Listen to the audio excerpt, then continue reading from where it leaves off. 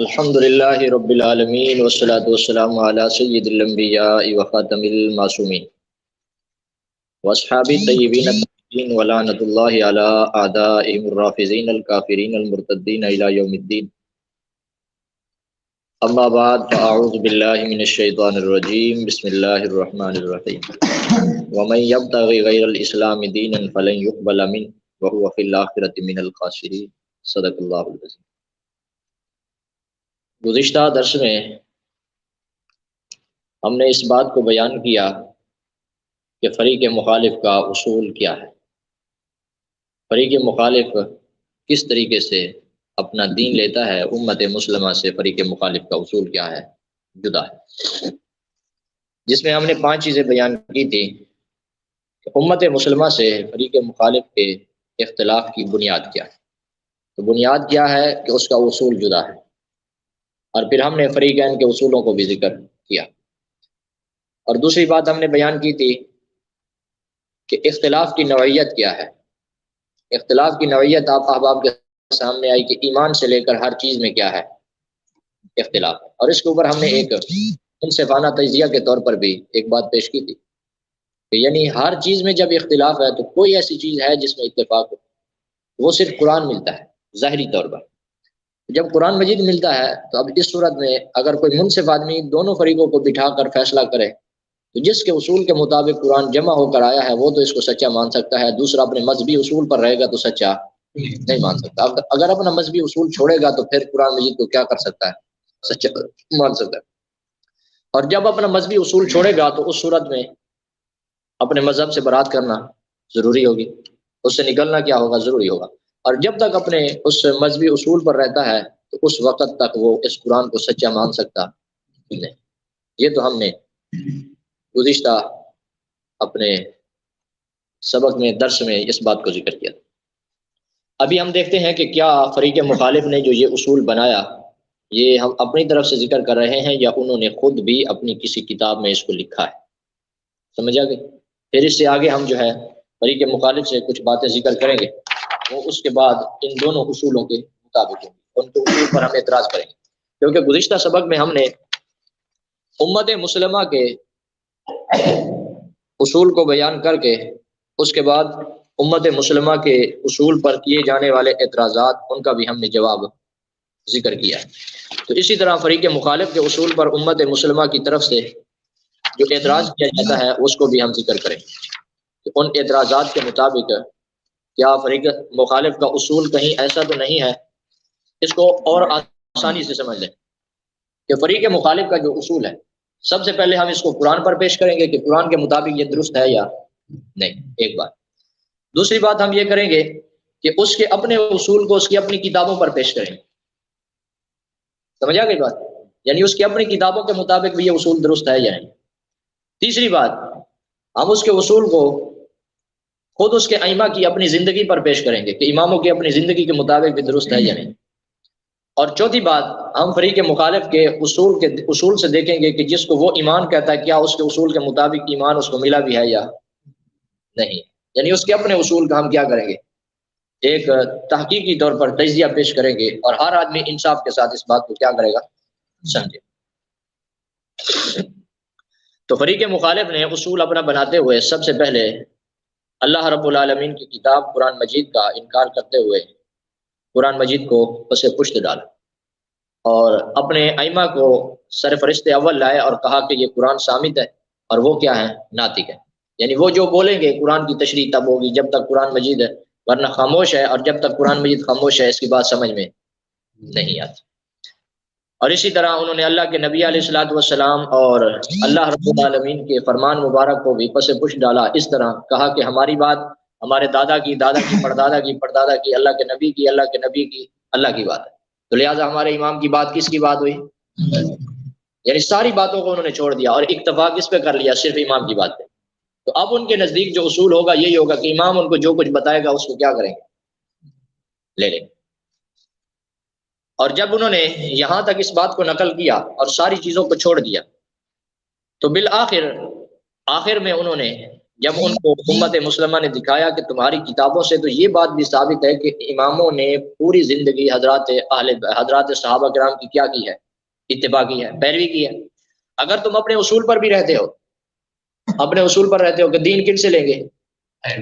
ائمہ سے لیں گے، تو ان ائمہ معصومین نے تو صحابہ کے ہاتھ پر کیا کی ہے؟ بیعت کی، حضرت ابو بکر کو پہلا خلیفہ مانا۔ تو یعنی اس کا مطلب ہے دین یہ ہوا نا کہ جب ائمہ تمہارے اگر اسی اصول پر بھی رہو پھر بھی ہمارا دین سچا ہوتا ہے۔ سمجھ آ گئی؟ یعنی اپنے اصول پر رہو کہ ائمہ سے ہم دین لیں گے، تو حضرت علی سے اگر تم نے دین لینا ہے تو سیدنا علی المرتضیٰ نے تو حضرت ابو بکر کے ہاتھ پر کیا کی؟ بیعت کی۔ تو معلوم ہوا کہ حضرت علی سے دین لیں گے، آپ نے اصول پر رہو تو حضرت ابو بکر پہلا سچا ہے۔ بات سمجھ آ گئی؟ اسی طریقے سے حضرت علی رضی اللہ عنہ نے اپنے بیٹوں کے نام کس کے نام پر رکھے؟ عمر، ابو بکر، سب کے نام پہ رکھے۔ اسی طرح اپنی لخت جگر سیدہ ام کلثوم کا نکاح بھی کس کو دیا؟ حضرت عمر بن خطاب رضی اللہ عنہ کو دیا۔ اور یعنی ان کے ساتھ پورے ان کی زندگی میں، ان کے دور خلافت میں ان کے ساتھ رہے اور ان کے پیچھے نمازیں بھی پڑھتے رہے۔ تو اس سے معلوم ہوتا ہے کہ ان کے ساتھ کیا تھے؟ اچھے تعلقات تھے۔ اور دین کس سے لینا ہے؟ امام سے۔ ان کی بات کر رہے ہیں۔ اپنا اصول ابھی چھوڑ دو، سمجھ آ گئے؟ اس کی طرف تمہارا ذہن نہ جائے۔ ابھی ہم اس کے اصول کے مطابق اپنا مذہب ثابت کریں۔ بات سمجھ آ گئی؟ دین ہم نے لینا امام سے، اور امام نے پوری زندگی ان کی کیا کی؟ اتباع کی۔ ہم اس لیے کہتے ہیں کہ حضرت علی کے امام کو بھی کیا کر لو؟ اپنا امام مان۔ جب انہوں نے دیکھا کہ یہ تو بات بالکل الٹ ہو گئی کہ ہم نے تو دین اپنے اماموں سے لینا تھا اور ہمارے امام جو ہے وہ صحابہ کے پیچھے چلتے رہے اور ہم صحابہ کو کیا کرائے تھے؟ چھوڑائے تھے۔ تو اب انہوں نے آگے اس اپنے اصول میں اضافہ کی۔ انہوں نے کہا کہ ہمارے امام تقیہ بھی کرتے تھے۔ کیا کرتے تھے؟ تقیہ بھی کرتے تھے۔ یعنی ہمارے امام کی ہر بات سچی نہیں ہے، ہر بات پر اعتبار نہیں ہے، تو پھر کس پر اعتبار کریں گے؟ کہا ہمارے امام تقیہ بھی کرتے تھے۔ اور ان کی کتابیں 4 کتابیں معتبر۔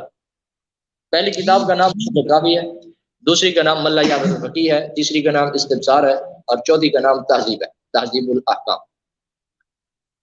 ان میں سے جو استبصار کتاب ہے اس میں 88 سے زیادہ ایسے مسئلے ہیں جو بالکل امام کا فتویٰ ہمارے مسئلوں کی طرح، 1 2 نہیں، 88 سے بھی زیادہ ہے۔ اور اس کے نیچے جب مصنف لکھتا ہے تو کہتا ہے محمول علی التقیہ، کہ یہ مسئلہ کس پر محمول ہے؟ تقیہ پر۔ یعنی امام نے اتنا لمبا تقیہ کیا۔ سمجھ آ گئی؟ اور دین کس سے لینا تھا؟ امام سے۔ تو انہوں نے اب اصول میں اضافہ کر لیا کہ امام ہمارا کیا کرتا ہے؟ تقیہ بھی کرتا ہے۔ جب امام تقیہ کرتا ہے تو اب ہم اس بات کو دیکھیں گے کہ بھائی امام تقیہ کس سے کرتا ہے؟ کیا ہمارے خوف سے، امت مسلمہ کے خوف سے امام نے تقیہ کیا، یا اپنے لوگوں سے بھی کیا کرتا تھا؟ تقیہ کرتا تھا۔ دیکھیں گے نا کہ بھئی یہ اپنے شاگردوں سے بھی تقیہ کرتا ہے یا صرف امت مسلمہ کے لوگوں سے تقیہ کرتا ہے۔ تو ان کی معتبر کتابوں میں یہ بات بھی مل گئی، اصول کافی میں مل گئی کہ امام کے پاس 3 شاگرد ہیں اور تینوں اس کے خاص شاگرد ہیں۔ اور امام سے انہوں نے ایک ہی مسئلہ پوچھا تو امام نے ایک کو جواب اور دیا، دوسرے کو اور دیا، تیسرے کو اور دیا۔ جب تینوں کو امام نے جواب جدا جدا دیا تو امام کا ایک خاص شاگرد بھی تھا، وہ ساتھ بیٹھا تھا۔ وہ جب وہ چلے گئے تو اس نے امام سے کہا کہ آپ نے یہ کیا کیا ہے؟ اس کو جواب اور دیا، اس کو اور دیا، اس کو اور دیا، حالانکہ سوال ایک ہی تھا۔ تو امام نے اپنے شاگرد کو کہا کہ آپ خاموش ہو جائیں، اس میں تمہاری اور میری نجات، اسی میں کیا کریں گے؟ تقیہ۔ اس نے کہا امام صاحب تقیہ چلو ان سے کرو جو لوگ دشمن ہیں ہمارے۔ بات سمجھ میں آتی ہے؟ اور یہ تو ہمارے کیا ہیں؟ آپ کے شاگرد ہیں اور اہل عراق والے ہیں، اور اہل عراق سے یہ نرجسی لوگ آئے ہیں، تو آپ ان سے تقیہ کیوں کرتے ہیں؟ تو امام کہنے لگا کہ اپنے لوگوں سے بھی کیا جاتا ہے؟ تقیہ۔ اور یہ اصول کا بھی موجود ہے، اور اسی طرح اور بھی بہت ساری کتابوں میں انہوں نے لکھا کہ امام اپنے لوگوں سے بھی کیا کرتا تھا؟ تقیہ۔ تو جب امام اپنوں سے بھی تقیہ کرے گا تو دین بچے گا۔ اب پھر تقیہ کا حکم کون لگائیں گے؟ پہلے انہوں نے ساری باتیں چھوڑ دی اپنے اصول کے مطابق، یعنی قرآن کو بھی چھوڑ دیا، اللہ کے نبی کے فرمان کو بھی چھوڑ دیا، پھر امام پر آئے اور اب امام کے پیچھے بھی تقیہ کا انہوں نے لیبل لگا دیا۔ جب امام کے پیچھے تقیہ کا لیبل لگ گیا تو اب تقیہ کا فیصلہ کون کرے گا کہ امام نے اس میں تقیہ کیا اور اس میں تقیہ؟ ہاں، اگر امام فیصلہ کرے کہ یہ میرا تقیہ ہے پھر تو بات سمجھ آتی، لیکن وہ فیصلہ کرنے والے بھی خود کون ہیں؟ خود مختار ہیں، جیسے ان کا دل کرتا ہے وہ فیصلہ کرتے ہیں کہ یہ تقیہ اور یہ تقیہ نہیں۔ ہم کہتے ہیں اگر امام نے اس میں حضرت ابو بکر کے ہاتھ پر بیعت کر کے تقیہ کی ہے تو اسی طرح حضرت حسین رضی اللہ عنہ نے یزید کے خلاف بھی تقیہ۔ نہیں کیا؟ جو ہر بات میں بھی تکیہ کرتا ہے تو اس نے ادھر بھی تکیہ کیا ہے. تو اس سے معلوم ہوا یعنی جب امام نے ہر چیز میں اس نے شیعوں سے بھی تکیہ کیا، اور وہ انہوں نے خود بھی تحریف کیا ہے کہ اپنے لوگوں سے بھی کیا کرتے تھے تکیہ. جب اپنے لوگوں سے بھی تکیہ کرتے تھے تو دین اس کے اپنے دین کا پتہ چلے گا؟ یعنی امام کے اپنے دین کا پتہ ہی نہیں چلے گا کہ امام کا اپنا دین کیا ہے، چے جائے اسے لوگ دوسرے سمجھے. جو اپنی بات ہی چھپاتا رہے اس کے بارے میں پتہ نہیں چلے گا کہ یہ مسلمان ہے یا نہیں. تو نرجسی اصول کے مطابق ائمہ کا دین بھی مشکوک ہو جاتا ہے، بجائے اس کے وہ خود تو ویسے ہی ان کے اپنے اصول کے مطابق اسلام نہیں ہے، لیکن ان کے اصول پر رہا جائے تو ان کے اپنے اصول کے مطابق اماموں کا دین بھی کیا ہو جاتا ہے، مشکوک ہو جاتا ہے کہ پتہ نہیں مسلمان بھی تھے یا نہیں. یہ تو ان کا اصول تھا کہ انہوں نے اس سے آگے تکیے کے اوپر انشاءاللہ مستقل پڑھاؤں. سمجھ آ گئی؟ وہ ہمارا مستقل پکا ہے. یہ مختصر میں نے ذکر کر دیا. اب اس کے علاوہ ہم دیکھتے ہیں کہ فریق مخالف کا اصول قرآن کے بھی کیا ہے، مخالف ہے. قرآن مجید میں اللہ رب العالمین نے بارہا ارشاد فرمایا اطاعت کس کی ہوگی؟ اللہ کی اور اللہ کے رسول کی. اور تیسرا کوئی ایسا شخص نہیں ہے جس کی بالاستقلال مستقل طور پر اطاعت ہو.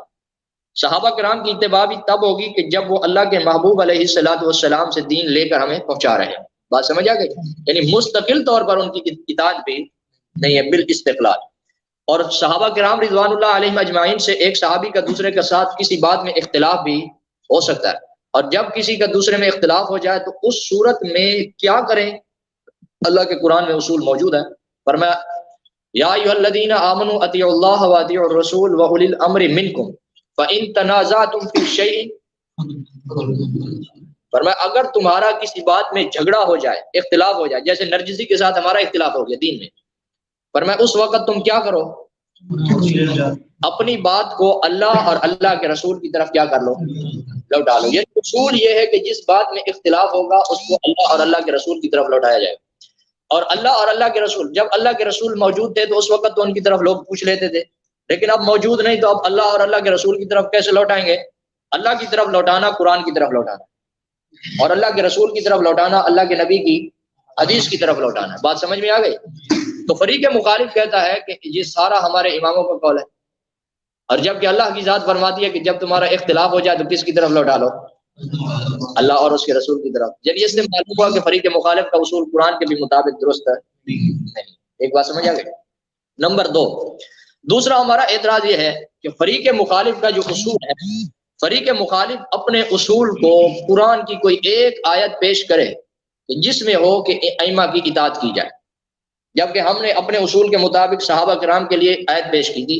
سورہ توبہ کی آیت نمبر 100 تھی، اس میں موجود ہے اللہ رب العالمین نے ارشاد فرمایا اعوذ باللہ من الشیطان الرجیم والسابقون الاولون من المہاجرین والانصار والذین اتبعوہم بإحسان. سمجھ آ گئی؟ اس کے علاوہ بھی میں نے آیت پیش کری تھی ومن یشاقق الرسول من بعد ما تبین لهم الهدى ويتبع غیر سبیل المؤمنین نولہ ما تولى ونصلہ جہنم. سمجھ آ گئی؟ تو اس طرح کی فریق مخالف کوئی ایک آیت قرآن کی پیش کرے جو محکم ہو، جس سے یہ بات ثابت ہو کہ ائمہ کی کیا کر لو. کوئی ہے؟ قیامت تک تلاش کر، وہ اس میں ہوگی شاید. سمجھ آ گئی؟ 2 سوال ہو گئے. نمبر 3، فریق مخالف کا اپنا اصول اس کے اپنی کتابوں کے بھی کیا ہے؟ مخالف ہے. کیونکہ امام خود کہتا ہے کہ جب ہماری کوئی روایت آئے تو اس روایت کو اللہ کے نبی کے فرمان پر کیا کرو؟ پیش کرو. اگر وہ اس کے مطابق ہو تو ہماری بات ہے، اگر اس کے مطابق نہ ہو تو ہماری بات نہیں. اور پھر اللہ کے نبی کے فرمان کو کس پر پیش کرو؟ قرآن پر. اگر قرآن کے مطابق ہو تو ہماری بات ہے، اگر قرآن کے مطابق نہ ہو تو ہماری بات نہیں. جبکہ فریق مخالف کا اصول یہ ہے کہ میری بات میرے بابا کی ہے، میرے بابا کی میرے دادا کی ہے، میرے دادا کی اللہ کے نبی کی ہے، اور اللہ کے نبی کی کس کی ہے؟ اللہ کی ہے. سمجھ آ گئی؟ جبکہ امام کیا کہتا ہے؟ امام خود یہ بات کرتا ہے کہ میری بات جو ہے کس پر لوٹا؟ اللہ کے نبی کی حدیث پر. یعنی بہت سارے لوگ روایتیں نقل کرتے ہیں اور میری بات تم اللہ کے نبی کی بات پر لوٹا دو، اگر اس کے مطابق ہو تو میری بات ہے ورنہ جھوٹ ہے، اور میں آگے اللہ کے نبی کی بات کو قرآن پر کیا کر دو؟ پیش کر دو. مستقل مکمل اس پہ باب ہے، پڑھ دیتے ہیں. سمجھ آ گئی بات؟ یعنی اپنی کتابوں کے بھی اس کا اصول کیا ہے؟ مخالف. تو اس سے بڑا انصاف کیا ہوتا ہے؟ جس کا اصول اپنی کتابوں کے بھی کیا ہو؟ مخالف ہو. اور وہ بھی فرمان بھی امام کے، شاید امام نے تکیہ کیا تو پھر بچا ہی کیا ہے، پھر بچا ہی کیا. یہ دیکھیں وہ میں نے پہلی جو بات نقل کی تھی کہ امام نے تکیہ کیا، 3 آدمی امام کے پاس آئے. روایت نمبر 5 ہے الشافعی ترجمہ اصول کافی جلد نمبر 1 کتاب العقل والجہل باب نمبر 21 احادیث میں اختلاف. روایت نمبر 5، امام نے آدمیوں کو مختلف جوابات دیے. احمد بن ادریس عن محمد بن عبد الجبار عن الحسن بن علی عن سالبۃ بن میمون عن زرارہ بن عین عن ابی جعفر قال سالت عن مسئلۃ، میں نے ان سے پوچھا ایک مسئلہ، فاجابنی، انہوں نے مجھے جواب دیا. ثم جاء رجل، پھر دوسرا آدمی آیا، فسالہ عنہا، پھر اس نے ان سے ایک مسئلہ پوچھا، فاجابہ بخلاف ما اجابنی، انہوں نے اس کو جواب اس کے کیا دیا، خلاف دیا جیسے مجھے جواب دیا تھا. ثم جاء رجل آخر، پھر ایک دوسرا آدمی آیا، فاجابہ بخلاف ما اجابنی، پھر اس کو بھی اس کے خلاف جواب دیا جیسے ہمیں جواب دیا تھا. فاجاب صاحبی، اور جواب دیا میرے ساتھی کو. فلما خرج الرجلان، پس جب وہ دونوں نکلے، قلت، میں نے کہا، یا ابن رسول اللہ، اے اللہ کے رسول کے بیٹے، رجلان من اہل العراق، یہ اہل عراق سے تھے دونوں آدمی، من شیعتکم، کون سے تھے، نرجسی تھے، من شیعتکم، نرجسی تھے، تمہارے اپنے شیعہ تھے. قدیما یسالانی فاجبتا، وہ دونوں آئے، انہوں نے آپ سے سوال کیا، فاجبتا کل واحد، آپ نے ان میں سے ہر ایک کو جواب دیا، بغیر اس کے کہ جو آپ نے اپنے پہلے ساتھی یعنی مجھے جواب دیا تھا. صحیح ہے. فقال یا زرارہ، امام نے کہا اے زرارہ، ان ھذا خیر لنا، یہ بہتر ہے ہمارے لیے، وابقى لنا، اور ہمارے باقی رہنے کے لیے، یعنی ہماری نجات اسی میں ہے کہ ہم دین کو کیا کرتے جائیں، چھپاتے جائیں، خلط ملط کرتے جائیں. سمجھ آ گئی، ہمارے اور تمہارے لیے یہ بہتر ہے. اور اگر ولا اجتمعتم علی امر واحد، اگر تم لوگ ایک ہی دین پر جمع ہو گئے، لصدقکم الناس علینا، تو لوگ اس بات کی تصدیق کریں گے، ہمارے خلاف ہو جائیں گے، اور اس صورت میں ہمارے لیے مسئلہ ہو جائے گا. تو آگے وہ کہتا ہے، قال ثم قلت لابی، میں نے پھر امام کو کہا، شیعتکم لو حملتموہم علی الالسنۃ، کہ آپ کے شیعہ اتنے پکے ہیں، اگر ان کو نیزوں کی انیوں پر یا ان کو جلتے ہوئے کڑاہوں میں ڈال دیا جائے تو پھر بھی یہ لوگ اسلام کو چھوڑنے والے نہیں ہیں. لیکن امام جب بتائے گا تو امام بتائے گا ہی نہیں، تو پھر وہ آگے شاگرد کہہ رہا ہے اپنے امام سے، اگر یہ اتنے پکے ہیں، آگے سے امام کیا جواب دیتا ہے، قال فاجابنی بمثل جواب ابیہ، تو مجھے امام نے پھر بھی وہی جواب دیا جو ان کے باپ نے دیا تھا، یعنی تقیہ ہی کرتے. امام نے کیا جواب دیا، اسی میں تمہارے لیے کیا ہے، نجات. بات سمجھ آ گئی. اور اب ہم وہ دیکھتے ہیں کہ فریق مخالف کی اپنی روایات کے بھی کیا ہے، مخالف ہے، کہ اس کی اپنی روایات سے یہ بات ثابت ہوتی ہے کہ ہر مسئلے کو کتاب و سنت کی طرف لوٹایا جائے گا.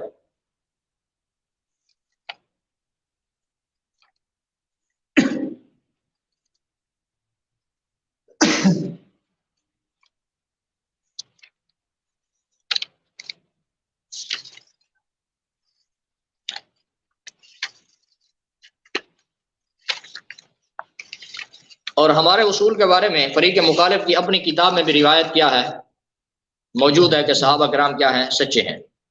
وہ پڑھ دوں ہمارے اصول کی صحت کے لیے، اس کی اپنے یہ باب نمبر 21 ہے، اور اس میں روایت نمبر 3 ہے، پہلی جلد، اور کتاب العقل والجہل. اس میں اصحاب کے بیان میں اختلاف ہو جاتا ہے. ایک آدمی آیا، اس نے امام سے پوچھا کہ صحابہ کرام جو ہیں نبی علیہ الصلوۃ والسلام کے ساتھی، اللہ کے نبی سے دین بیان کرتے ہیں، کیا سچے ہیں یا جھوٹے، بل صدقوا ام کذب. تو امام نے جواب دیا کہ بالکل وہ سچے ہیں، دین بیان کرنے میں کیا ہے، سچے ہیں. وہ روایت سنیں، یعنی ان کے اصول کے مطابق بھی، اماموں کی زندگی کے مطابق بھی ہمارا دین کیا ہے، سچا ہے، اور ان کی روایات کے مطابق بھی ہمارا اصول کیا ہے، درست ہے، اور ان کا اصول ان کی روایات کے مطابق بھی ان کے خلاف ہے، اماموں کے طرز عمل کے مطابق بھی ان کے خلاف ہے، قرآن کے مطابق بھی کیا ہے، خلاف ہے. اس سے آگے ابھی اور باتیں بھی رہتی ہیں. سمجھ آگے بات. علی ابن ابراہیم عن ابی عن ابن ابی نجران عن عاصم ابن حمید عن منصور ابن حازم قال قلت لابی عبداللہ ما بالی اسألک عن المسألہ، کیا ہو گیا ہے کہ آپ سے ایک مسئلے کے بارے میں پوچھتے ہیں، فتجیبنی فیہا بالجواب ثم یجیبک غیری، پھر میرے بعد دوسرا آدمی آتا ہے اس کو بھی جواب دیتے ہیں دوسرا. فقال انا نجیب الناس علی الزیادۃ، ہم لوگوں کو جواب دیتے ہیں زیادتی اور نقصان پر، کیونکہ بچتے ہیں. قال قلت فاخبرنی عن اصحابی، اس نے کہا مجھے رسول اللہ صلی اللہ علیہ وسلم کے صحابہ کے بارے میں خبر دیجیے. فاخبرنی عن اصحاب رسول اللہ، کن کے بارے میں، اصحاب رسول اللہ کے بارے میں. صدقوا علی محمد ام کذبوا، وہ اللہ کے نبی پر سچ بولتے تھے یا کیا بولتے تھے، جھوٹ. قال بل صدقوا، امام نے کیا کہا، سچ بولتے تھے. قال قلت، میں نے کہا، فما بالهم پھر کیا وجہ ہے کہ ان کی باتوں میں اختلاف ہوتا ہے؟ تو اس نے آگے سے جواب دیا، اس لیے کہ ایک آدمی امام کے پاس، اللہ کے نبی کے پاس ایک صحابی آیا اور اللہ کے نبی علیہ الصلوۃ والسلام نے اس کو دین کا ایک مسئلہ سکھایا، اور پھر وہ مسئلہ کیا ہو گیا؟ منسوخ۔ پھر دوسرا صحابی آیا تو اس کو ناسخ بتایا، پہلے کو منسوخ بتایا تھا، دوسرے کو کیا بتایا تھا؟ ناسخ بتایا تھا۔ تو کہا اس وجہ سے صحابہ کی روایتوں میں اختلاف ہو جاتا ہے، ورنہ اختلاف نہیں ہوتا۔ وہ صحابہ کرام اپنا وہ بیان کرنے میں کیا ہے؟ سچے ہیں۔ کہتے ہیں نا جادو وہ ہوتا ہے جو سر چڑھ کے بولے، یعنی اس کے اصول کے مطابق بھی ہمارا اصول کیا ہے؟ سچا ہے۔ یہ بات سمجھ آ گئی؟ ابھی اس کا اصول اس کی اپنی کتابوں سے دیکھیں۔ قرآن مجید میں تو کوئی ایک آیت بھی نہیں ہے، سمجھ آ گئی، اس کے اصول کے مطابق، اور ہمارے اصول کے اوپر اللہ کا لاکھ لاکھ شکر ہے بہت ساری آیتیں موجود ہیں، سمجھ آ گئی؟ تو اس لیے آپ کو پریشان ہونے کی ضرورت نہیں کہ ہم نے صحابہ کرام سے دین کیوں لیا۔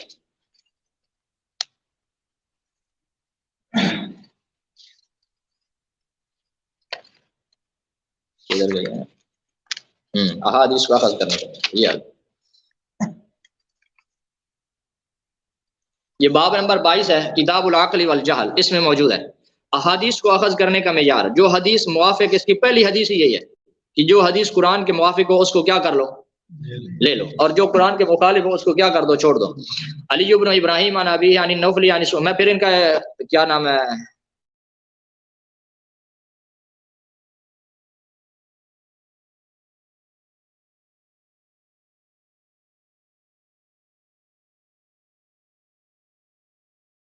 آپ پریشان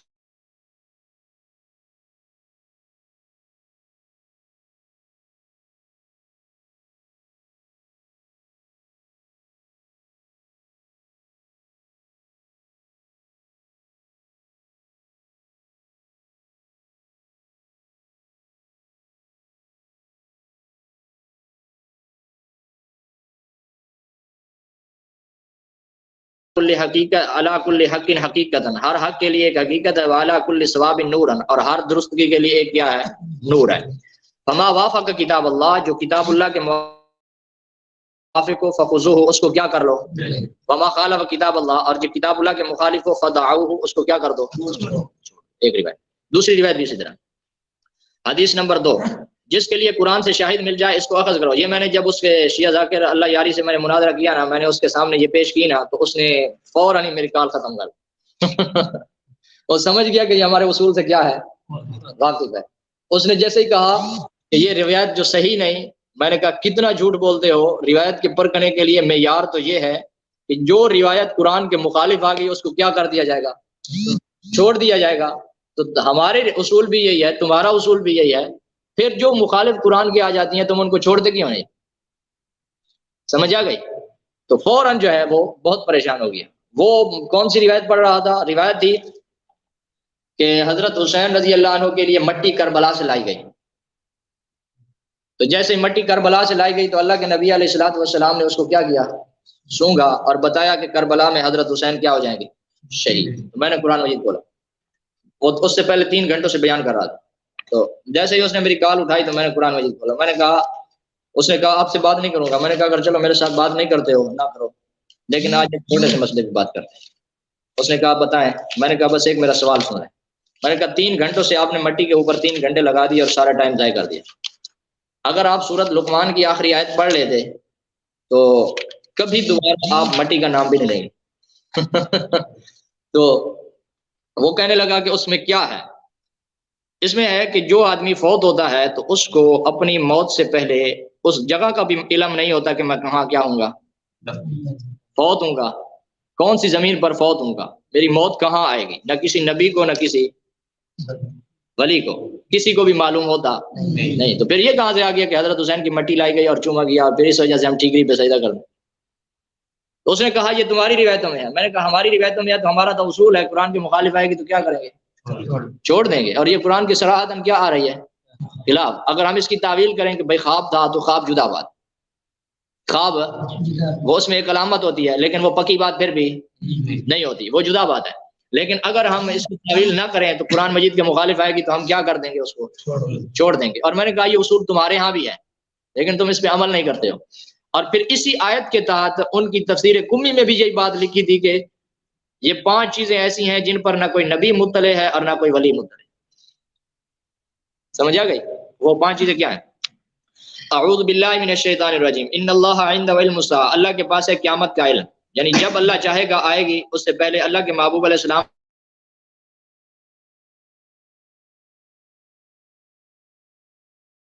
چند علامتیں نشانی، اللہ کے علاوہ اور کسی کو علم نہیں. وَيَعْلَمْ مَا فِي الْأَرْحَامِ، اس کتنا ہے، کب تک زندہ رہے گا، عمر، یہ ساری باتیں، کتنا کھائے گا کتنا پیے گا، اللہ کے علاوہ کسی کو معلوم نہیں.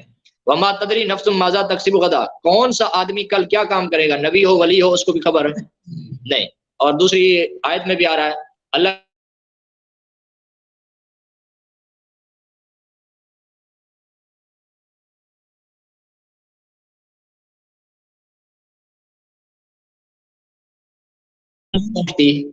نہیں. تو معلوم ہوا تکلیفیں پہنچی، اللہ کے محبوب علیہ السلام پر جادو بھی ہوا اور ان کے دانت مبارک بھی شہید ہوئے اور خول کی کڑیاں چہرے مبارک میں آ گئی اور چہرے زخمی ہو گیا اور خون بہ رہا تھا.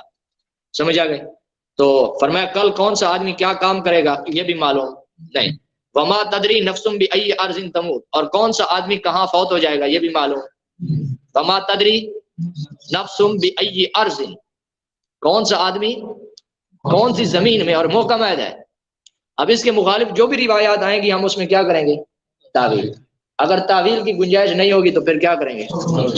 کیونکہ اصل بنیاد کیا ہے، ہم نے سارا اصول پڑھ گیا ہے اور سب اپنے مفسرین محققین کی تحقیق کے مطابق پڑھ گئے. تو میں نے کہا یہ تمہارے یہاں بھی ہے، تو اس نے کال ختم کر دی، کہتا اس سے بات نہیں کرتا. تو یہ ان کے ہاں اصول بھی کیا ہے، موجود ہے. آگے ذرا تعدیل کروں گا انشاءاللہ، اس سے بھی آپ کو بات سمجھ آئے گی. ذرا تعدیل سے آپ پریشان نہ ہو جائیں، ہم جو باتیں کریں گے انشاءاللہ پکی پکی ہوں گی. سمجھ آ گئی بات؟ تو دوسری روایت ہے جس کے لیے قرآن سے شاہد مل جائے اس کو لے لو. محمد بن یحییٰ عن عبد الله بن محمد عن علي بن الحكم عن ابان بن عثمان عن عبد الله بن ابي جعفر قال وحدثني حسين بن ابي العلاء انه حضر ابن ابي جعفر في هذا المجلس قال سالت ابا عبد الله عليه السلام عن الاختلاف عن اختلاف الحديث يرويه من نسك به، کہ کچھ ان سے وہ سکہ لوگ روایت کرتے ہیں اور کچھ وہ ہے جو سکہ نہیں ہے وہ بھی روایت کرتے ہیں. بہت ساری روایتیں ہمارے پاس آ جاتی ہیں، پتہ نہیں چلتا کہ امام کی بات کون سی ہے. قال اذا ورد عليكم حدیث، جب تمہارے پاس کوئی حدیث آ جائے، فوجدتم له شاہدا، اگر تم اس کے لیے کوئی شاہد کتاب اللہ سے پالو یا اللہ کے رسول کے فرمان سے کیا کر لو، پالو، یعنی اللہ کے رسول کا کوئی فرمان بھی اس طرح ہو. والا فالذی جاءکم به، فرمایا وگرنہ اسی کے منہ پر لوٹا دو جو تمہارے پاس کیا ہے، لے آئے. 2 روایتیں ہو گئی. تیسری روایت، ہر چیز کو کتاب خدا اور سنت رسول، یہ بھرا پڑا ہے. سمجھ آ گئے؟ مکمل باب ہے نا. تیسری روایت میں عدت من اصحابنا عن احمد بن محمد بن خالد، میں کہتا ہوں چلو ایک روایت ہوگی ضعیف ہوگی تو پورا باب تو اس نے کیوں لکھ دیا. عن النضر بن سوید عن یحییٰ بن الحلبی عن ایوب بن، جیسے وہ بزرگ کہہ رہے تھے نا کہ ایک سے زن کے ساتھ زن ملتا ہے تو کیا ہو جاتی ہے، بات پکی ہو جاتی ہے. قال سمعت ابا عبداللہ، میں نے سنا ابو عبد، اور یہی بات قرآن میں بھی ہے. سمجھ آ گئی؟ اور ایک اور اصول بھی ذہن میں رکھیں، اگر ضعیف روایت ہو لیکن قرآن کے مطابق ہو تو وہ کیا ہو جاتی ہے، وہ قبول ہوتی ہے اور صحیح ہوتی ہے، کیونکہ وہ تو موافقت قرآن کی آ رہی ہے. سمجھ آ گئی؟ اور قرآن میں کیا فرمایا کہ جو بھی بات ہو تمہارا اختلاف ہو جائے تو کس کی طرف لوٹا دو، اللہ اور اللہ کے رسول کی طرف. اور اس میں بھی یہ یار ہے، اگرچہ یہ روایتیں ضعیف کیوں نہ ہوں لیکن کس کے مطابق ہے، قرآن کے مطابق ہے. اور جو قرآن کے مطابق ہوتی ہے وہ کیا سمجھی جاتی ہے، صحیح سمجھی جاتی ہے. سمجھا؟ اور جو قرآن کے مطابق والی کو بھی صحیح نہ سمجھے اس لیے پوری دنیا کافر کہے گی. بات سمجھ آ گئی؟ عدت من اصحابنا عن احمد بن محمد بن خالد عن ابي عن النضر بن سويد عن يحيى الحلبي عن ايوب بن حر قال سمعت ابا عبد الله، کہا میں نے ابو عبداللہ سے سنا، یقول كل شيء، ہر چیز مردود الى الكتاب والسنه، ہر چیز کو لوٹایا جائے کس کی طرف، کتاب و سنت کی طرف. وكل حدیث، اور ہر حدیث لا يوافق کتاب اللہ، جو کتاب اللہ کے موافق نہ ہو، فهو زخرف، وہ کیا ہے، جھوٹ ہے. وہ کیا ہے، جھوٹ ہے. چوتھی روایت، جو قرآن کے مخالف ہے وہ جھوٹ ہے. قال ما لم يوافق من الحديث القرآن فهو زخرف، وہ بھی کیا ہے، جھوٹ ہے. جو قرآن کے موافق ہے وہ میرا بیان ہے. آگے اللہ کے نبی کی طرف سے انہوں نے مرفوع روایت بیان کی ہے لیکن سند نہیں ہے. شیعوں میں یہ بھی بہت بڑی بیماری ہے کہ ان میں مرفوع روایتیں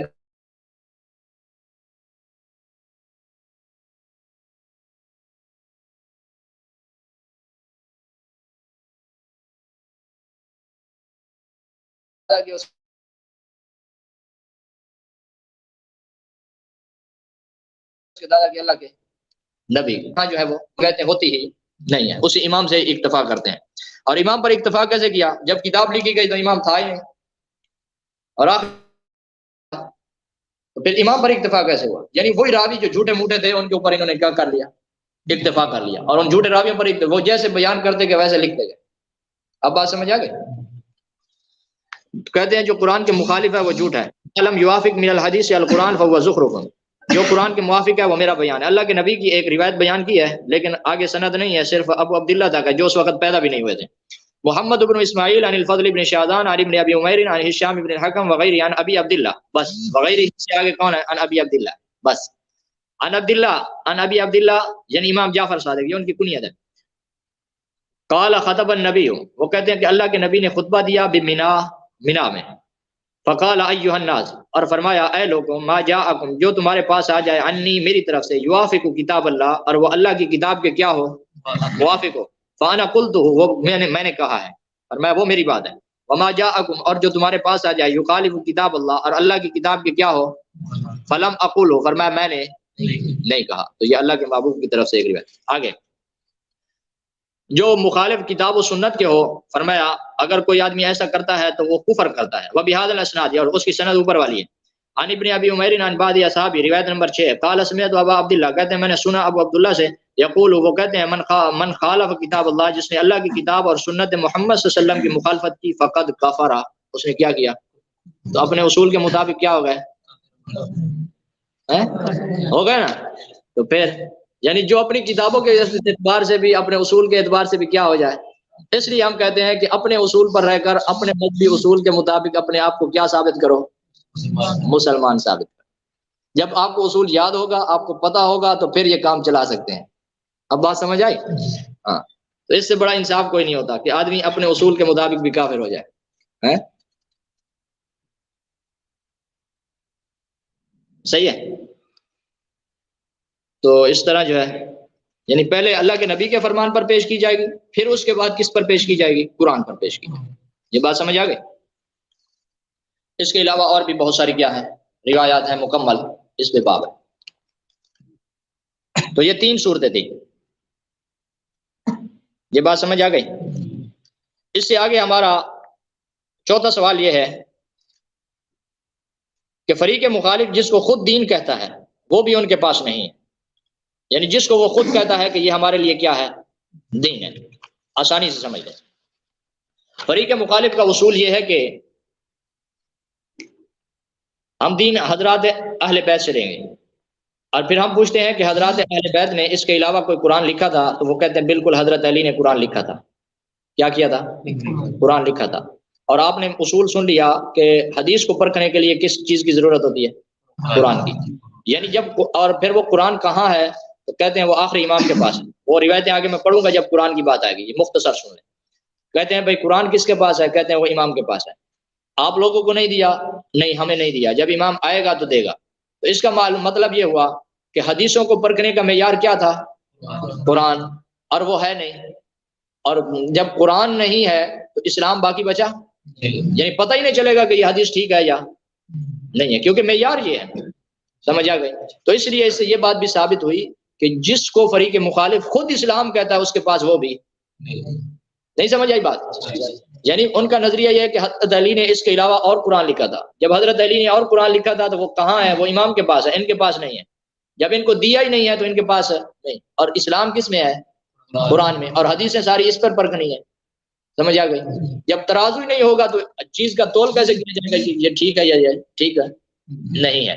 تو اس لیے کیا ہم کہتے ہیں کہ ان کے پاس اب بھی ان کے اصول کے مطابق۔ یہ بات سمجھ آ گئی؟ کتنے ہو گئے؟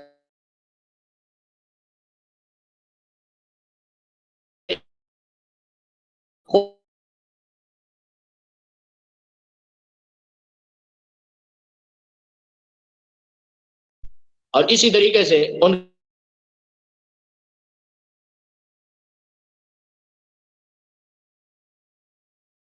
کہ قرآن ایک آدمی امام کے سامنے پڑھ رہا تھا اور امام نے اس کو منع کیا کہ یہ قرآن نہ پڑھو جب تک امام آخری نہیں آتا۔ آخری امام جب تک نہیں آئے گا اس وقت تک یہ قرآن یہی پڑھتے رہو، دوسرا قرآن نہ پڑھو۔ یعنی صحیح قرآن پڑھتے ہوئے سے بھی اس کو کیا روکا اور کہا کہ یہ قرآن پڑھو۔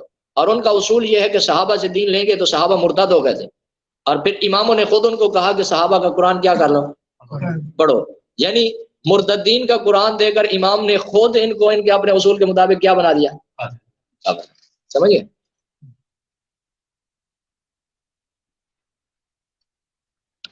اور اسی طریقے سے جس طرح ہماری باقی ساری چیزیں فریق مخالف سے جدا ہو گئیں، تو ان میں سے ایک ہمارا ایمان بھی ان سے کیا ہو گیا، جدا ہو گیا. جب ہمارا ایمان ان سے، باقی ائمہ کی زندگی کی بات تو ہو گئی، میں نے بتا دی کہ بھائی ائمہ کی زندگی ان کے کیا ہے، ان کے اصول کے خلاف ہے. پھر انہوں نے آگے اصول بنایا کہ امام کیا کرتے تھے، تقیہ، وہ بات ہو گئی نا پہلے.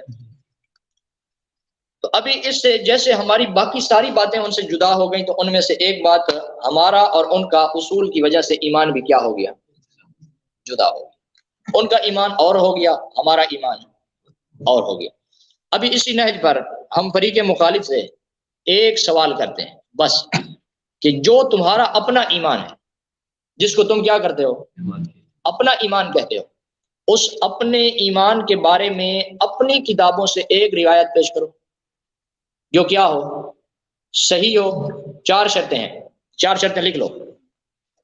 جب بھی فریق مخالف سے یا کسی سے بات ہوگی تو روایت اگر حدیث مانگے گے تو اس کے لیے 4 شرطیں ضروری ہوتی ہیں.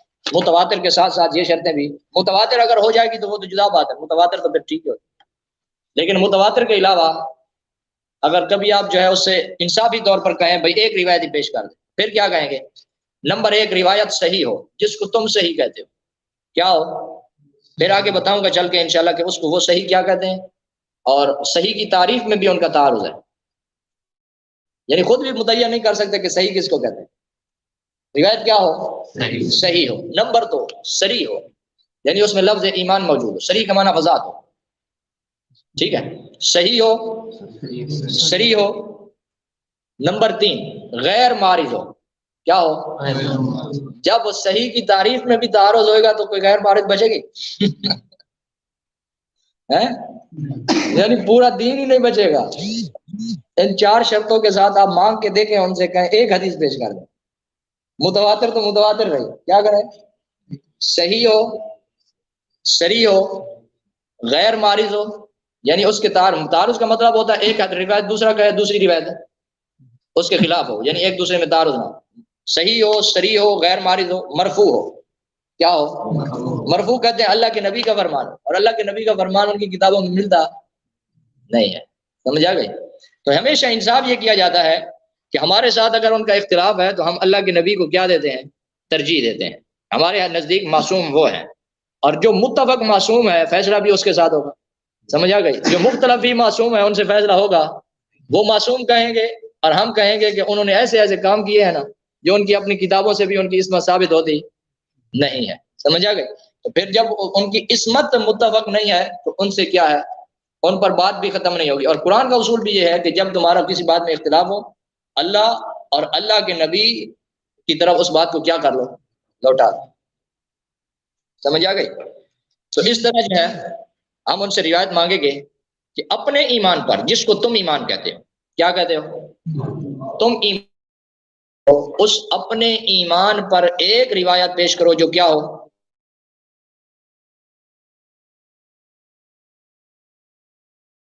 روایت کے ساتھ صحیح کی بات سمجھ گئے، یعنی اس میں ذوف نہ ہو، صحیح ہے. اور دوسری کیا ہے، صریح ہو، یعنی واضح ہو، لفظ موجود ہو، اور غیر معارض ہو، یعنی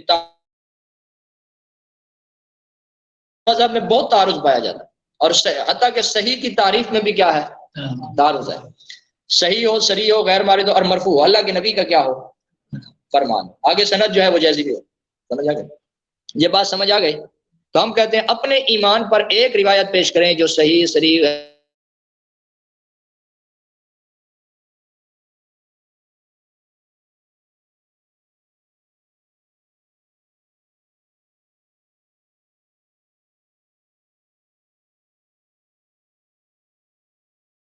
سمجھ آ گئی؟ تو پھر ہم قرآن پر پیش کریں گے، پھر ہم دیکھیں گے کہ قرآن میں ہے یا نہیں. اگر وہ باتیں ساری ہیں جو قرآن میں ہے اور اس سے کوئی بات اضافی ہے تو اللہ کے نبی کیا کرتے ہیں، تشریح کرتے ہیں. مخالف نہیں، اس سے کیا ہے، اضافی ہے، تو ہم کہیں گے بھئی ہاں یہ بات اضافی ہے، یہ بات ٹھیک ہے، اللہ کے محبوب نے اس کی کیا کیا، تشریح کی ہے. لیکن پہلے والی قرآن والی باتیں بھی پوری ہونا. بات سمجھ آ گئی؟ تو انشاءاللہ ایسی نہ آج تک انہوں نے پیش کی ہے اور نہ ہی پیش کر سکتے ہیں. یہ بات یہاں تک بات ختم ہو گئی. یہ ہم نے ان کے اصول کو مختصر بیان کیا، اور کتابوں کے حوالے اگر کہیں تو ذکر کر دوں کہ ان کا اصول ان کی کون کون سی کتابوں میں موجود ہے، اور انہوں نے خود بنایا اپنے ہاتھوں سے. ان کے عقیدے کی کتاب ہے جس کتاب کا نام ہے اصل و اصول شیعہ. اصل محمد حسین کاشف الغطا کی کتاب ہے.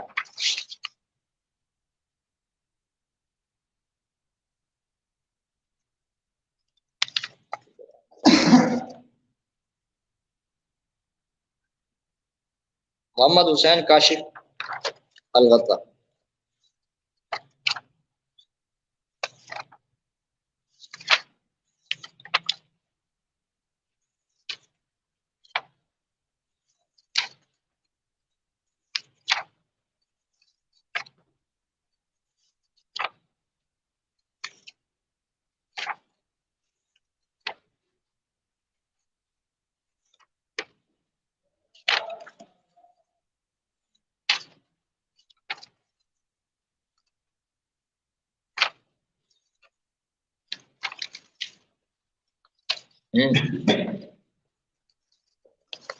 جس میں ان کے ایمان کے بارے میں لکھا ہوا ہے کہ ان کا ایمان ہم سے کیا ہے؟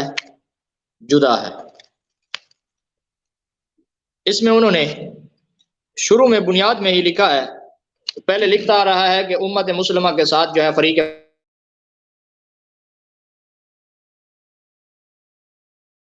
مخالف، بھائی وہ وہاں سے جدا کیسے ہوگی؟ وہ خود سوال اٹھاتا ہے.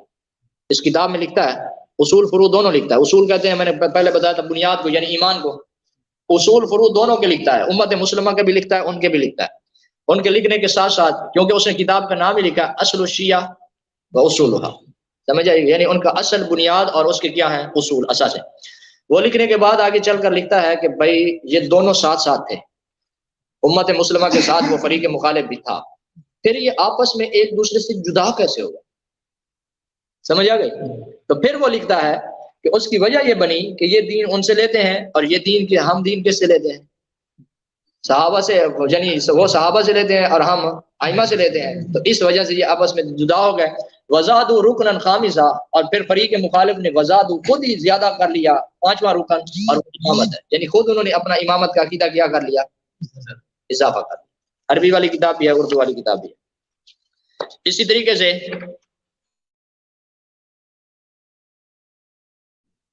میرات العقول ملا باقر مجلسی کی کتاب ہے، اس میں بھی یہی بات نقل کی گئی.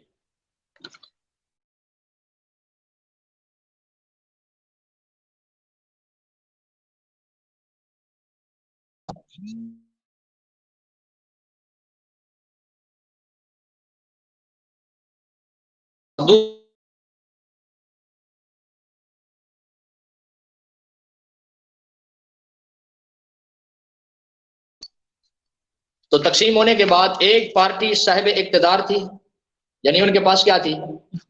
حکومت تھی، اور دوسری پارٹی اور تھی، ضعیف تھی. صاحب اقتدار نے ہمیشہ ان پر کیا؟ ظلم کیا، ستم کیا، اور وہ بیچارے مظلوم تھے. تو ہم ان مظلوموں سے دین لیتے ہیں، اور یہ جو فریق مخالف ہے یہ کن سے دین لیتے ہیں؟ وہ جو صاحب اقتدار پارٹی تھی اس سے. پھر آگے اس کا وہ ذکر کرتا ہے. میرات العقول میں اس نے اس طریقے سے دو حصوں میں تقسیم کر دیا ہے اس بات کو. اس نے خود کہا ہے کہ ہمارا اصول یہی ہے. سمجھ آ گئے؟ میرات العقول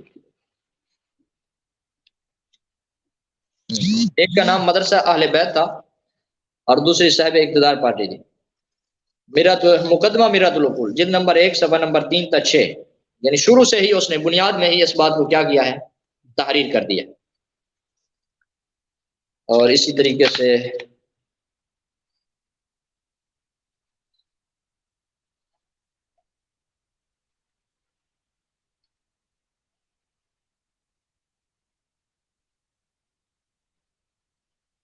دوسری کتاب شیعہ مذہب کا تعارف صفحہ نمبر 193 194، اس پر بھی ان کا اصول نقل کیا گیا کہ معصومین کا ہر قول فعل ہمارے ہاں حجت ہوتا ہے.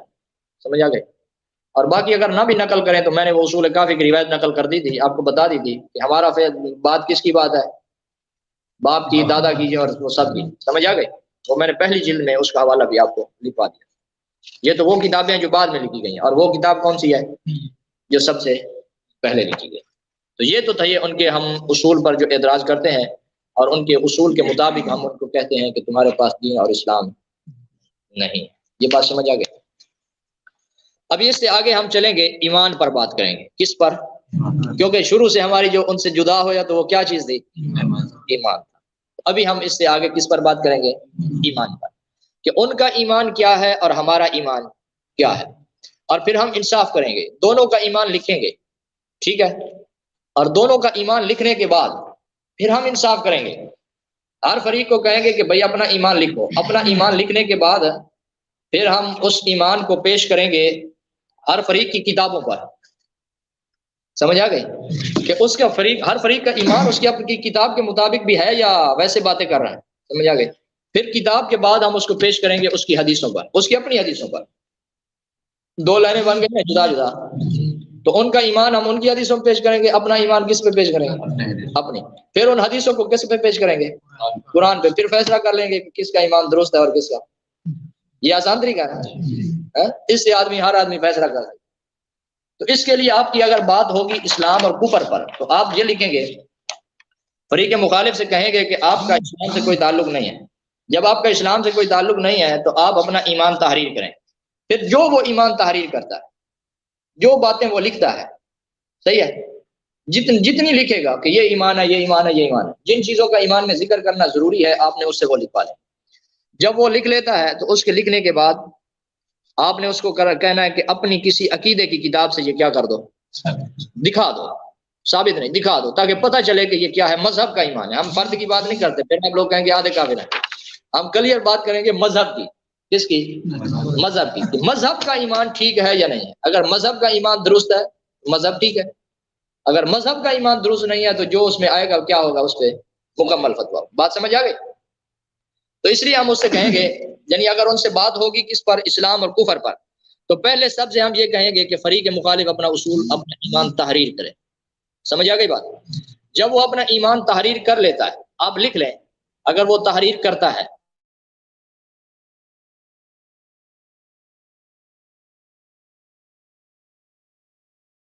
مسلمہ کا ایمان لکھیں، اوپر عنوان دے امت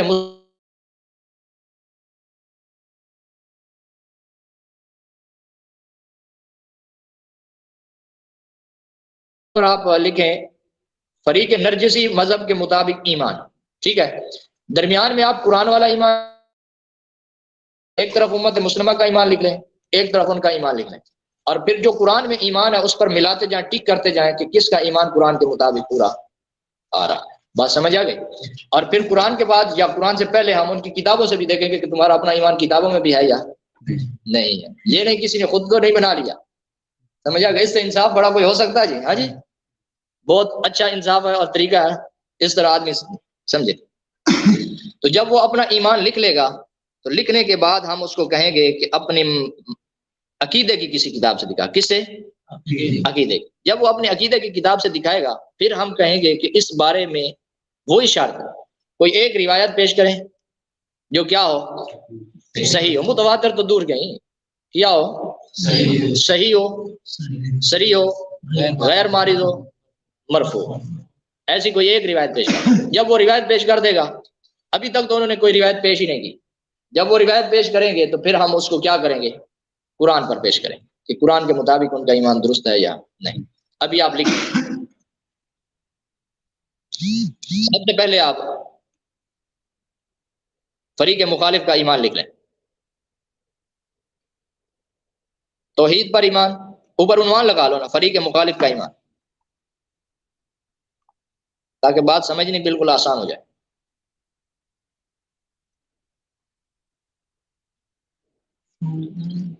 جی شروع میں چلو اپنا لکھ لو،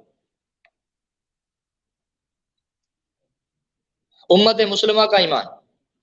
یہ کہتے ہیں جی بھائی پہلے ہم اپنا ایمان دیکھیں گے پھر اس کے بعد ان کا دیکھیں گے، یہ ٹھیک ہے؟ بس صحیح ہے، اس طرح کر لیں۔ امت مسلمہ کا ایمان، اللہ پر ایمان. کس پر ایمان؟ اللہ پر ایمان. نمبر 2 رسولوں پر ایمان. نمبر 3 ملائکہ پر ایمان. ایمان مجمل مفصل نہیں پڑھتے. آمنت باللہ وملائکتہ وکتبہ ورسلہ والیوم الآخر والقدر خیرہ وشرہ من اللہ تعالی والبعث بعد الموت. آج آپ کو پتہ چلا کہ ایمان مجمل مفصل ہمیں کیوں پڑھاتے ہیں. ایسے نا، آمنت باللہ وملائکتہ وکتبہ ورسلہ والیوم الآخر والقدر خیرہ وشرہ من اللہ تعالی والبعث بعد. لکھ لیا؟ آخر میں تقدیر لکھ لو. کتنی ہو گئی؟ 6 چیزیں ہیں. لکھ لی 6 چیزیں. ابھی ہم نے کہا تھا کہ ہم اپنی کس سے دیکھیں گے؟ عقیدے کی کتاب سے.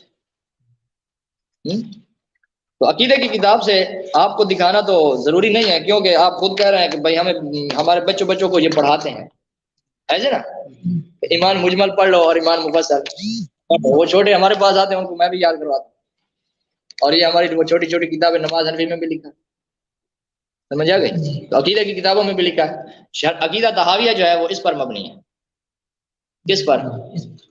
آمنت باللہ وملائکتہ. اگرچہ شرح کرنے والے نے ان باتوں کی شرح نہیں کی، لیکن اصل وہ مبنی کس پر ہے؟ اس پر ہے. آپ اس کو اٹھا کے دیکھ لیں. عقیدہ طحاویہ میں وہ کہتا ہے اللہ پر ایمان. ایسے نا، پھر ملائکہ پر، یعنی انہوں نے کتاب لکھی بھی اسی پر. اب بات سمجھ آ گئی؟ اب رہی یہ بات کہ بھائی ہمارے پاس کوئی ایسی حدیث ہے کہ جس سے یہ بات کیا ہو؟ ثابت ہو، یا حدیث میں ہمارا کیا ہو؟ ایمان. تو بخاری شریف میں ابتدا میں ہی روایت موجود ہے جس کو حدیث جبرائیل کہا جاتا ہے. کیا کہا جاتا ہے؟ حدیث جبرائیل کہا جاتا ہے. اس میں موجود ہے کہ اللہ کے محبوب علیہ اور ان کے سامنے حضرت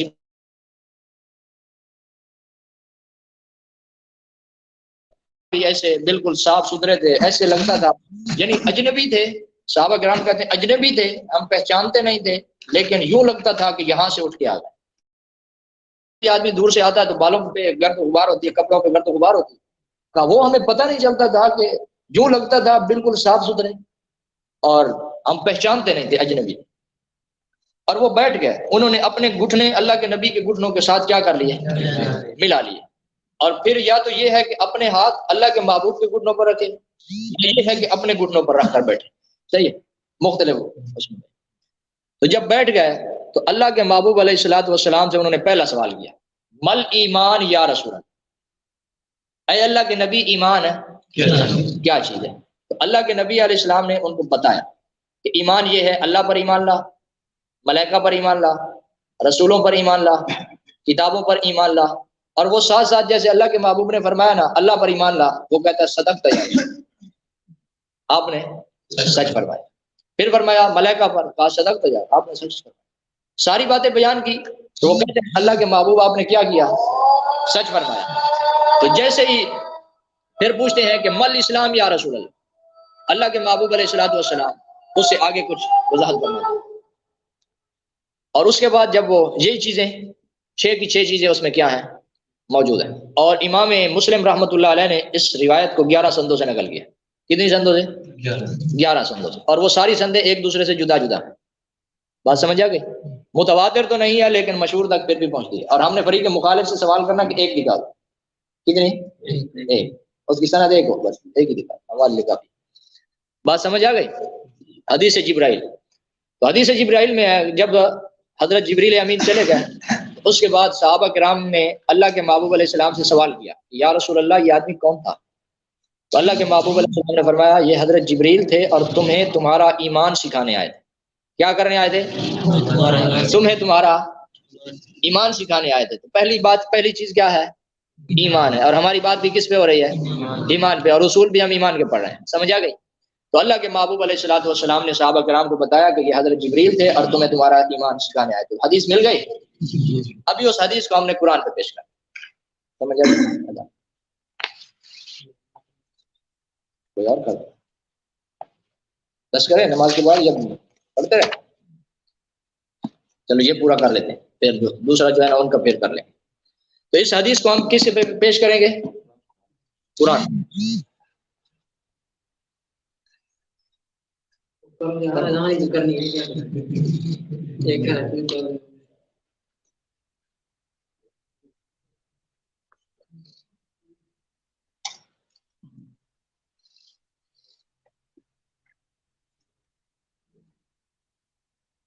اللہ اکبر اللہ اکبر اللہ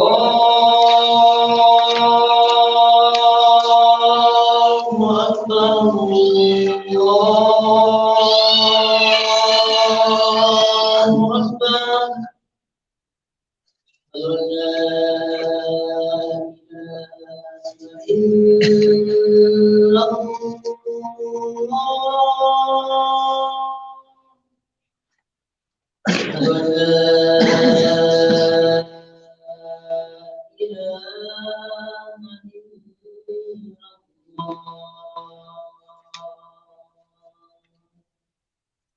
أشهد أن محمدا رسول الله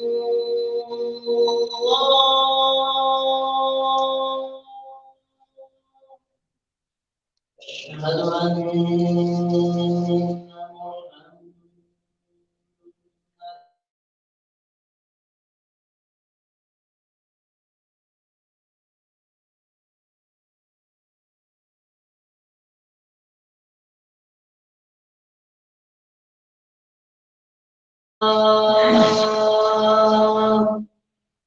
حي على الصلاة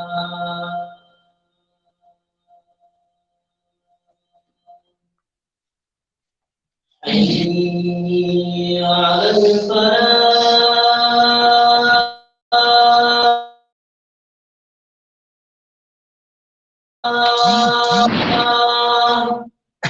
حي على الفلاح الله أكبر الله أكبر لا إله إلا الله۔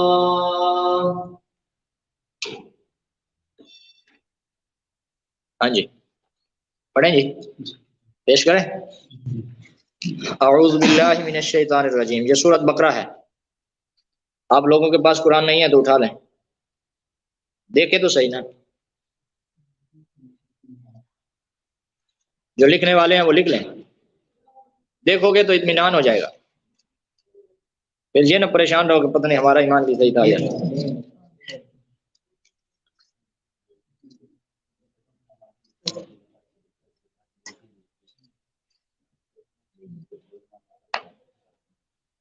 تصدیق کے لیے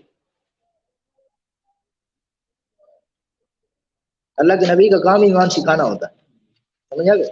اور جو تاریخ بیان کی گئی ہے یہ حقیقی بات ہے، سمجھا گئے؟ اس سے پہلے قرآن مجید میں ایمان اتر چکا تھا، یہ ہم نے اپنا ایک طریقہ اختیار کیا ہے کہ اس سے ہم ایک فیصلہ کر سکیں، سمجھا گئے؟ اور وہ ہمارے، ورنہ اگر وہ حدیث نہ بھی ہوتی، قرآن میں ایمان پہلے سے کیا ہے موجود ہے، اور قرآن ہمارے اصول کے مطابق ہے، بات سمجھا گئے؟ اس ہم مقصد یہ ہے کہ بھائی ہماری کتاب جو ہے اس میں جو ایمان ہے وہ قرآن کے مطابق ہے یا نہیں، ہم یہ ایک تجزیہ پیش کر رہے ہیں، انصاف یہی ہے۔ اس کو جو ہم کہہ رہے ہیں بھائی تیرا ایمان جو ہے قرآن کے مطابق نہیں، تو ہم اس کو کہہ رہے ہیں نا بھائی پہلے اپنی کتاب سے دکھا، پھر اپنی کتاب کے بعد کس سے دکھا؟ قرآن سے دکھا، سمجھا گئے؟ پھر اس حدیث کو کس پہ پیش کریں گے؟ قرآن پہ۔ تو اسی طرح ہم نے اپنا بھی ایمان کس پہ پیش کر رہے ہیں، کیونکہ اصول یہی ہے نا، جب تمہارا اختلاف ہوتا ہے تو کس پہ پیش کرو؟ سنت پر، اور سنت کے بعد قرآن پر۔ اب ہمارا اختلاف ہو گیا ایمان میں، جب ایمان میں اختلاف ہو گیا تو ہم نے کہا بھائی اس کو دیکھنے کے لیے اللہ کے نبی کی کیا ہے؟ حدیث ہے، اور اللہ کے نبی کی حدیث ہے، پھر اگر حدیث میں بھی ہمارا اختلاف ہو جائے تو پھر قرآن تو ہے۔ اب بات سمجھ آ گئی؟ تو یہ ہم نے اس وجہ سے کیا کیا، ایک انصافی پہلو ہم نے اختیار کیا۔ اب بات سمجھ آ گئی؟ سورۃ بقرہ کی آیت نمبر 177 ہے، کھولیں۔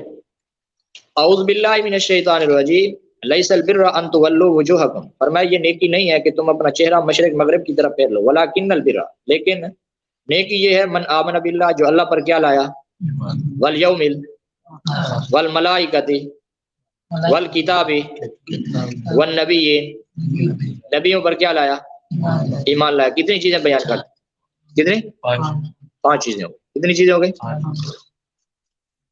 یہ 5 چیزیں ہمارے ایمان میں ہے یا نہیں؟ ہے نا؟ دوسری آیت کھولیں، سورۃ بقرہ کی آخری آیت، آخری آیت، آخری سے پہلے والی، آمن الرسول بما انزل الیہ من ربہ، یعنی خود رسول بھی ایمان لاتا ہے، خود رسول کے لیے بھی حکم کیا ہوتا ہے کہ ایمان لائے، اور اللہ تعالیٰ نے بتا دیا، فرمایا آمن الرسول، رسول ایمان لائے، بما انزل الیہ، جو ان کی طرف نازل کیا گیا ان کے رب کی طرف سے، والمؤمنون، اور مومن بھی کیا لائے، ایمان لائے، کل آمن باللہ، ہر ایک وملائکتہ وکتبہ،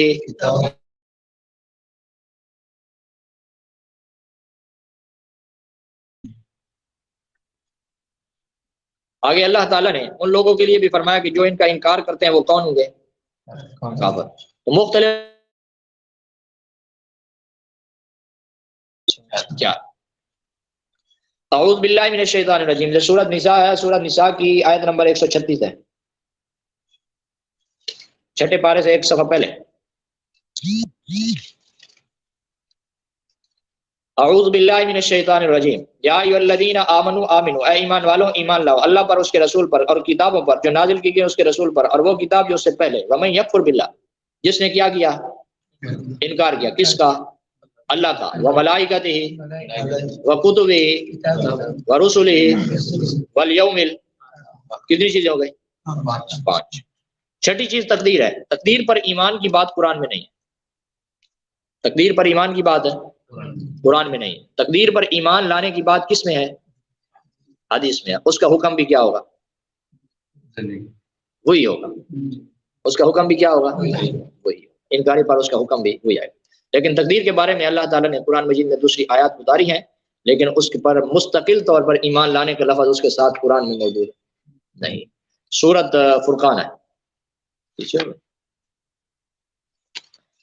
سورۃ فرقان ہے، آیت نمبر 2 ہے، اعوذ باللہ من الشیطان الرجیم، الذی لہ ملک السماوات والارض، اللہ وہ ذات ہے جو آسمانوں زمینوں کا بادشاہ، ولم یتخذ ولدا ولم یکن لہ شریک فی الملک وخلق کل شیء، اور اس نے ہر چیز کو کیا کیا، پیدا کیا، وقدرہ تقدیرہ، ایک اندازے سے اس کو کیا کر لیا، مقرر، تو یہ کیا ہے، تقدیر، اور اس پر ایمان لانا، ان تؤمن بالقدر خیرہ وشرہ، کس میں ہے، حدیث میں، بات سمجھ آ گئی؟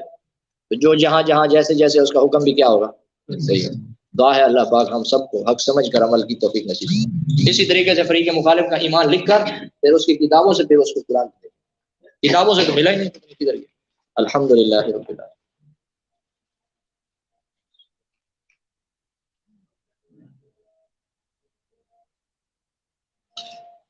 صلی اللہ تعالی علی خیر خلقہ اجمعین۔ کوئی بات سمجھ نہیں آئی تو پوچھ لیں۔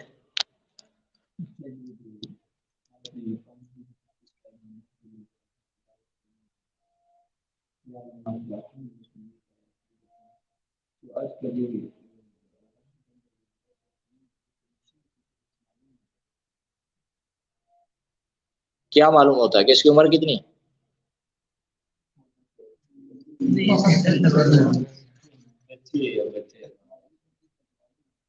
یہ ضروری نہیں، ساری حال حقیقت سے تو اللہ کی ذات واقع، وہ ایسے ایک نشانی بتاتے ہیں، علامت بتاتے ہیں، علامت دیکھ کر وہ کہتے ہیں، کبھی بہت ساری باتیں وہ بتاتے ہیں اور کہتے ہیں کہ کل بارش ہوگی، نہیں ہوتی، ابھی پچھلے دنوں میں کہہ رہے تھے، روزانہ تو کہتے تھے کہ کل بارش ہوگی اور ہوتی تھی، پھر وہ ہے ایک اپنا ظن گمان بتاتے ہیں، ایسے تو ہم بھی کہتے ہیں یا اللہ بارش دے دے، اور ہم پھر ایک دوسرے سے تسلی بھی دیتے ہیں کہ ہو جائے گی، جلدی ہو جائے گی، پھر ان کی بھی یہی تسلی تھی اور نشانیاں بتا رہے تھے بس۔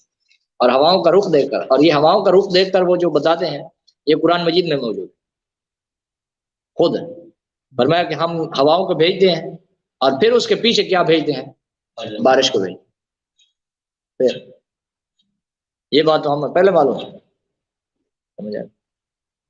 اور کوئی بات؟ اور اس کے بارے میں یہ بھی ہے کہ بھائی وہ کتنا کھائے پیے گا، مشین والے بتا دیتے ہیں. اور کوئی بات؟ بس